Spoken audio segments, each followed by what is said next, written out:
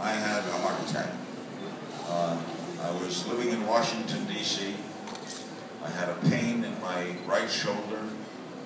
The doctor didn't know what it was, and they said, you better go to the emergency room. I went to the emergency room, and the pain went away, and I thought I'd go back. I was smoking a cigarette, by the way. And I put the cigarette out, and I was lying on the bed, and the doctor says, listen, I think that pain's going to come back.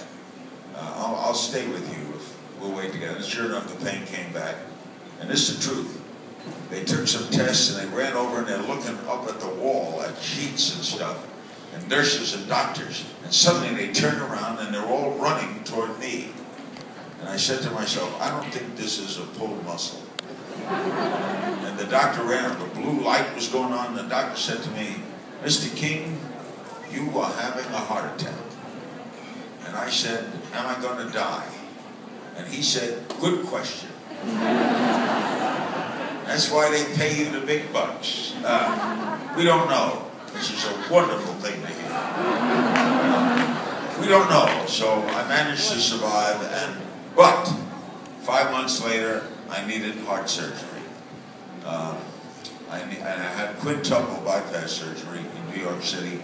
And that's when I started my foundation. One quick story about my heart surgery. I got a major thing to go to, but I got a little about my heart surgery. I was so scared. So I decided to have a second opinion. I lived in Washington, but I was going to do it in New York because I grew up in New York, and I wanted to die in New York. I had no faith in this. And it was a cold, wet November morning when I checked into New York Hospital.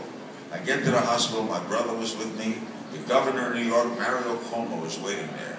The president of the hospital says to me, you don't have to bother with filling out forms. I'm going to take you right up to your room.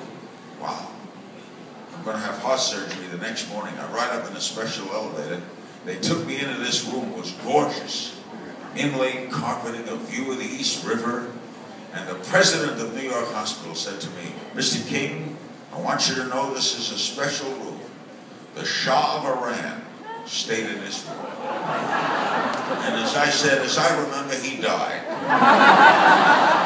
How about putting me in a ward where everyone goes home? And then the next day, the next morning, I had the surgery the day after. I meet my heart surgeon. I had not met him before. I only knew the cardiologist. And this guy walks in. He's Dr. Wayne Isom. He's become very famous. He did David Letterman, Walter Cronkite, Regis Philbin. And he's really from Texas. So this guy walks in. I'm lying in a hospital bed. 10-gallon hat and boots, cowboy boots and cowboy vest. And he goes, you gonna do right fine. You gonna do right fine.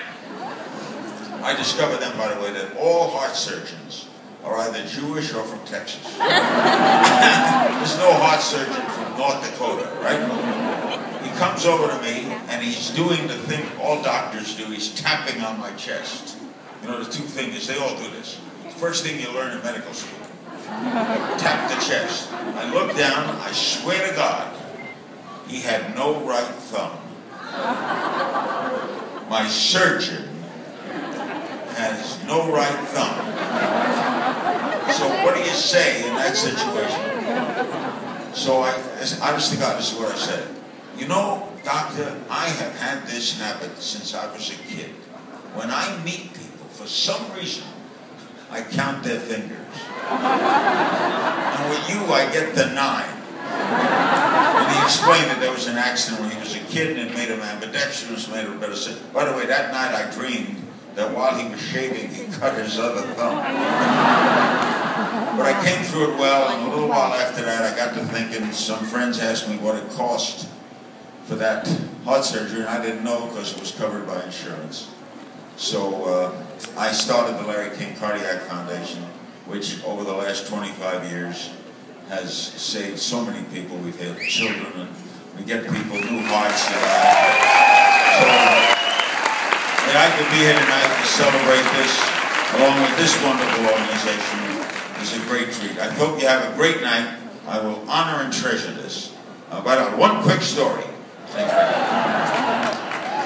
I spoke once for the City of Miami Police, and at the end of the night, they gave me a certificate making me honorary chief of police, the city of Miami. Honorary.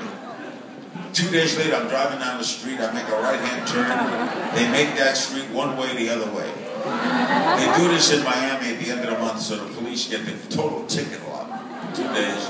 Cubans don't care, Jews move to Boca Raton. Anyway, I'm online waiting for my ticket. The cop is writing out all these tickets, and I remember my certificate. So while he's writing out my ticket, I show him my certificate. He looks at my certificate.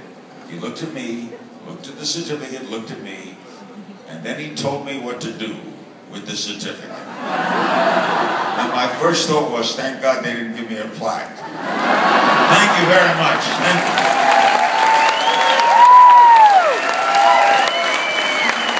All right.